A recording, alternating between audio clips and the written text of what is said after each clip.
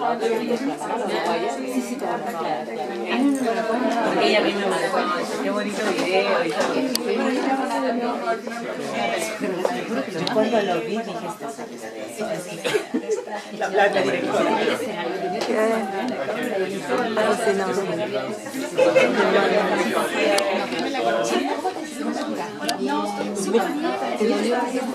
Bueno chicos, les doy la bienvenida.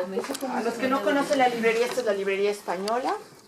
Hay tres librerías, la parte italiana, estamos en la parte italiana, la librería española y ahora la francesa también. Un poquitito de portugués, un poquitito de catalán, pero en realidad son tres librerías.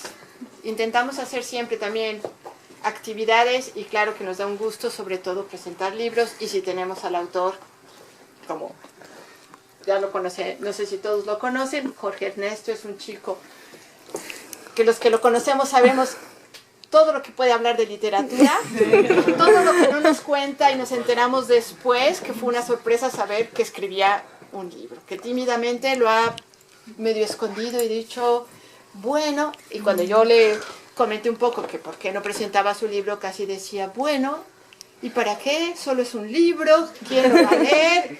Bueno, los que no hayan leído y no hayan escuchado van a escuchar realmente lo que puede hacer este hombre que dice que estudia física, eso sí ya no sé, si la física se le da como la literatura, pero lo que puede escribir realmente es impresionante. Entonces, bueno, yo lo voy a dejar que él hable, él habla, su libro habla más de él que lo que yo pueda decir y bueno, bienvenidos. Bueno.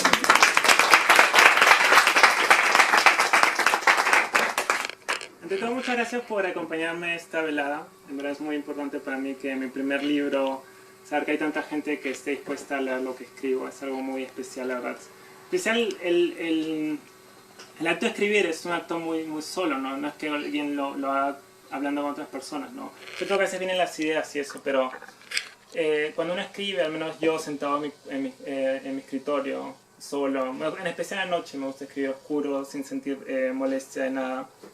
Y es difícil a veces imaginarse, ¿no?, que alguien vaya a leer eso, ¿no? Entonces es realmente algo muy especial para mí saber que hay tanta gente dispuesta a leer quizá estas locuras que a veces me gusta, estos delirios, ¿no?, que a veces me gusta escribir en el papel, ¿no? Entonces, muchas gracias y para empezar quiero que escuchen con atención lo siguiente y bueno.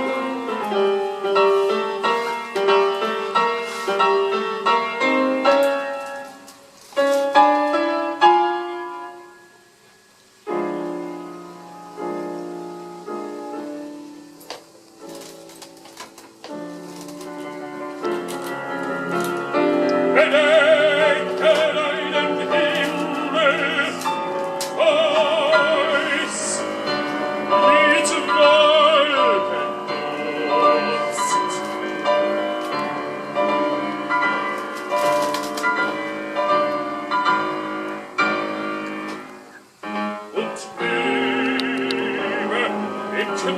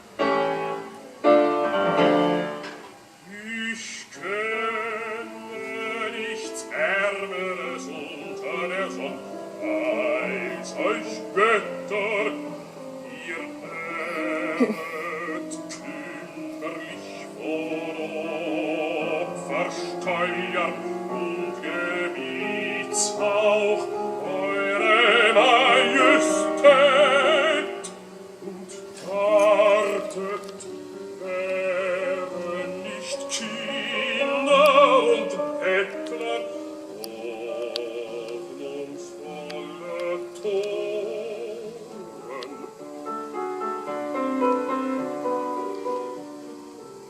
War ich ein Kind war, nicht wusste, voraus noch kehrt ich mein verirrtes Auge zur Sonne, als wenn drüber wär ein Ohr zu hören meine Klage, ein Herz wie meins, sich des Bedrängten zu erbarmen.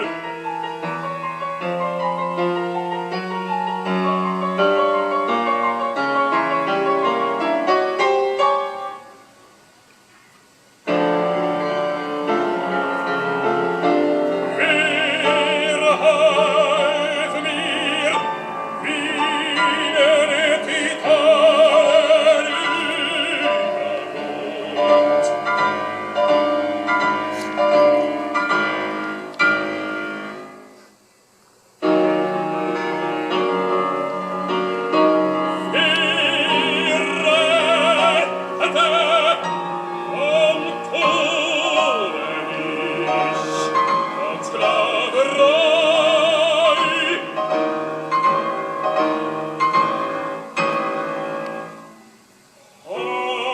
Hast du nicht alles selbst vollendet? Heilig glühet Herz und hütest jung und gut.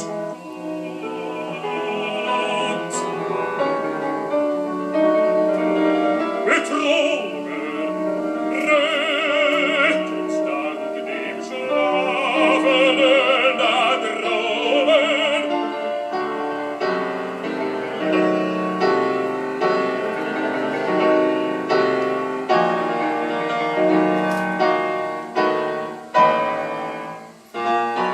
Ich dich ehren, wofür?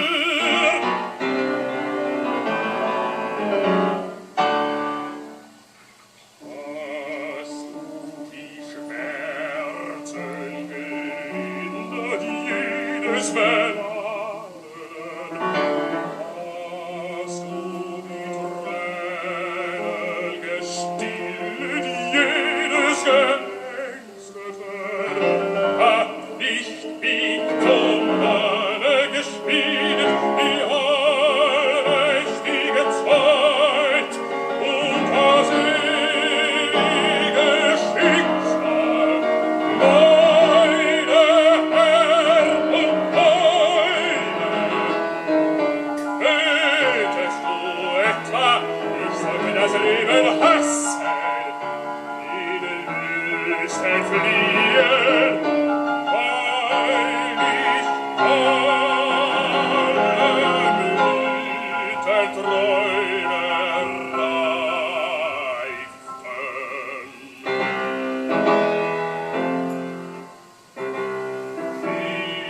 Hier sitz ich, forme Menschen nach meinem Bilde, ein Geschlecht, das mir gleich sei. Zu leiden, zu genießen und zu freuen sich und nicht zu achten.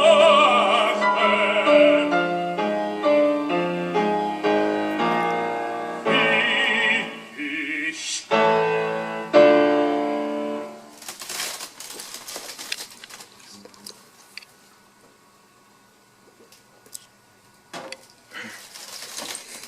por un poco de paciencia.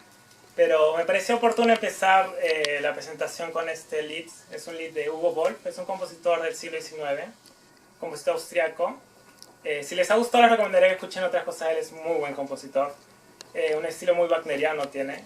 Y la razón que les he hecho escuchar esto es porque el poema, la letra es un poema de Goethe que se llama Prometheus. Y he usado como epígrafe para el poemario uno de los 2 epígrafes que acompañan el libro. Y es un poema que la verdad se influyó también bastante en mí.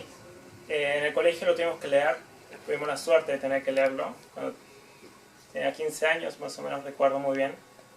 Y es un poema que trata sobre Prometeo, en la que él increpa a los dioses sobre su pasividad, su arrogancia, su vanidad, y le dice que los dejen en paz a aquellos que viven en la tierra, a los humanos, pues todo lo que ellos han conseguido lo han hecho gracias a su esfuerzo y no gracias a los dioses. Y le dice que él de joven, Prometeo, creía en ellos, les rezaba, pero ellos no han hecho nada por ellos y por eso le parece que no hay nada más miserable que los dioses. Y esta actitud tan rebelde, tan provocadora, es algo que de alguna manera creo que se puede ver en el libro, no en todos los poemas, pero sí en una gran parte. Y incluso tiene que ver mucho con el título, el misoteísta. ¿Por qué el misoteísta? Misoteísta significa el que odia, el que desprecia a Dios. Y era un poco en la imagen, recordando a Prometeo, a la imagen de Prometeo. Y hay otra cosa interesante con Prometeo. Prometeo era un dios también, era un titán, que dentro de la cosmogonía griega eso significa que es un dios. Y es interesante que un dios se revela a otros dioses, ¿no? Y el hombre, de alguna manera, así como crea a los dioses y lo desprecia a veces y se revela a ellos, también él es un creador, no es un demiurgo, ¿no? Por decirlo de una manera, ¿no? Y es esa quizá paradoja, ¿no? De la existencia de... Y es algo que me llamó mucho la atención, ¿no? Y eso también tiene que ver quizá con el segundo epígrafe. Empieza el libro... el primer epígrafe es los primeros versos del poema, que es lo que cantó ahora, que dice: Bedeckt deinen Himmel sois mit Wolkenduns, cubre tu cielo, Zeus, con un velo de nubes. Que para empezar ya ven que los tutea, Prometeo tutea a Zeus como un signo de rebeldía, ¿no? Y el otro epígrafe que escribo en el libro es una especie de juego con los primeros versos del Génesis de la Biblia. Y yo escribo: en el principio reinó la duda, y dijo el hombre, sea Dios, y fue Dios. En la Biblia originalmente dice algo así como: en un inicio Dios creó el cielo y la tierra, y fue la luz, y dijo que sea la luz, y fue la luz, dijo que sea el hombre, y fue el hombre, ¿no? Y lo que hago con eso es, como digo, ver esta especie de dualidad dentro de nosotros, como gente que nos podemos de alguna manera oponer a un creador, pero que a la vez podemos ser creadores, ¿no? Es una especie de dialéctica entre creer o crear, ¿no? Y eso es algo que acompaña de alguna manera este poemario, esta idea. Y con Dios no solo significa Dios como un ente creador, sino también lo que implica la existencia de Dios. Es decir, temas no solo el tema de la inmortalidad, el tema del infinito, el tema de la existencia misma, ¿no? ¿Por qué nos crearon? ¿Qué motivo hay detrás de eso, no? Y esas dudas que se cree que hay dentro del yo lírico, ¿no? Y por eso es que me pareció oportuno empezar de esta manera. Además, como digo, es en coherencia con el título, ¿no? El poemario está dividido en 4 partes. La primera parte es Deicidio, donde el yo lírico de una manera reflexiona de una manera mucho más profunda sobre el tema de Dios, un poco la existencia, y plantea los temas que se van a ir desarrollar en el resto del poemario. La segunda parte se llama Parábolas, donde a través de una especie de historias y personajes se reflexiona sobre estos temas que se han planteado en un inicio y también se agregan otros. La tercera parte es una parte un poco más íntima. La tercera y la cuarta parte son un poco más íntimas. La tercera parte es Misoginia, que más allá del título en realidad son poemas que tratan sobre la mujer quizá, y la manera en cómo afecta al yo lírico Y la cuarta parte, finalmente, Purgatorio, son poemas donde el yo lírico habla un poco más de su existencia, ¿no? Ya un tema más mundano, por decirlo de alguna manera. Entonces, esta noche empezaré leyéndoles en partes, primero con Disidio. No voy a leer todos los poemas, lamentablemente. Creo que eso necesitaría mucho tiempo, así que escogí unos cuantos que creo que dan una imagen interesante de los poemas. Por otro lado, también lo único que haré son comentarios sobre los que me han motivado a escribir ciertas cosas. Sin embargo, no creo que sean realmente interpretaciones. Y creo que la interpretación depende de cada lector. No creo, la verdad, en la dictadura del autor, sino en la libertad del lector. Así que, pero os invito a ustedes a sacar sus propias interpretaciones, sus propias conclusiones. Y lo único que haré yo hoy día es, de alguna manera, guiarlos a través de unos cuantos poemas que, en mi opinión, son muy, muy especiales. El primer poema que les voy a leer se llama El cielo tan temido y dice así: si tan solo Dios existiera, así como existen estas carnes mías, que cargan mi existencia tan cansada como dispersa, estos versos diuréticos valdrían al menos una crucifixión. Pero Dios ha sido un lienzo olvidado en los vaivenes de mis recuerdos, que en mis días menos barrocos colgaba sobre un muro de mi habitación. Si hubiese sido más gentil, como Saturno, lo hubiese dejado existente, pues colgaba inofensivo sobre mis rezos nocturnos. Este primer poema, El cielo tan temido, para empezar el título, es un cuento de Onetti que se llama El infierno más temido, que es un muy buen cuento, dicho paso se lo recomiendo que lo lean, si es que tienen la oportunidad de hacerlo. Onetti también, dicho sea de paso, es un escritor que ha influenciado mucho en mi estilo, creo yo, al menos su visión, quizá un poco pesimista, pero de una manera es muy compleja sobre la naturaleza y la existencia humana. Y este poema, la verdad lo escribí porque, si es cierto, ahora yo me considero ateo, al menos no creyente, no siempre lo fui. Yo vengo de una familia católica cristiana, y además de un país que es principalmente cristiano, como es Perú. Y si no es cierto, mi